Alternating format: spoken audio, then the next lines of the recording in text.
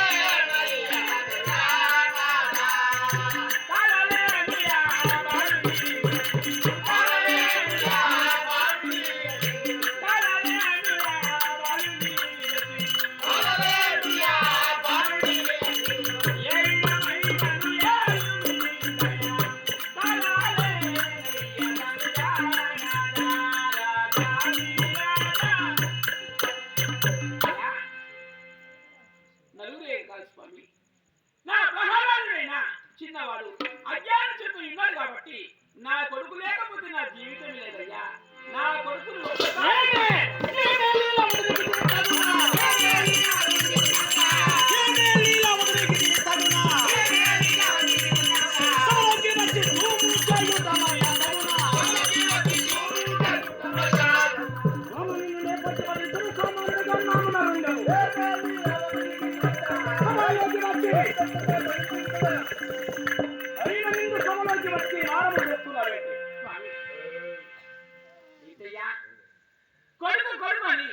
కొడుకు గురించి ఆలోచించేవాడు ఏనాడైనా నిండు సభలోకి వచ్చి ఉన్నావు. మరి రాని దానివి ఈ వాటి దినమందు ఎందుకు వచ్చావు? ఎందుకు వచ్చినా స్వామి ఒక మాట స్వామి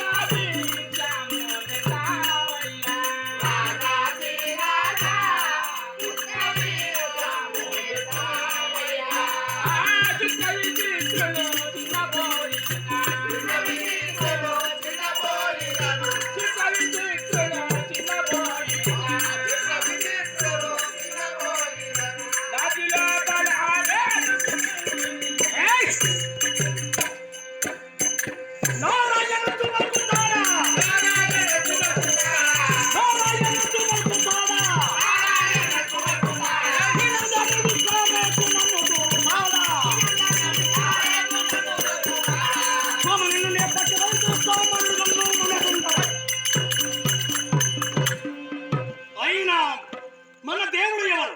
అయినా కైలాసవాసుడు, అది కాక బ్రహ్మదేవుడు. దాత విదాత బ్రహ్మదేవుడు. మరి మన రక్తం అయినా ఇలా స్వామి ఏంటయ్యా వాడు మనకి పుట్టినాడా? ఏంటి స్వామి మాట? వాడు మనకే పుట్టాడా? అవునయ్యా, మనమే కన్నాము, మనమే పుట్టాము. మరి వాడికి నీ గుణము లేదు, నా గుణము లేదు, ఎవడి గుణం పడాలి?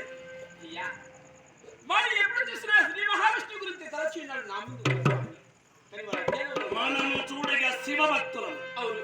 నీ కొడుకు ఎవరిని తలుస్తున్నాడు? అవును, నారాయణుని తలుస్తున్నాడు. అవునయ్యా. అయినా మనకు చిత్రమే. అవును స్వామి. మరి ఎవడన్నా వచ్చిన తంతు ఏం చేస్తాడు? ఏంటి స్వామి? ఏంటయ్యా ఎందుకు జరగదు? ఎందుకు తెలుసా? నా అనుజునికి ఒకటి, నాకు ఒకటి ఉంటుందా? కాదు స్వామి.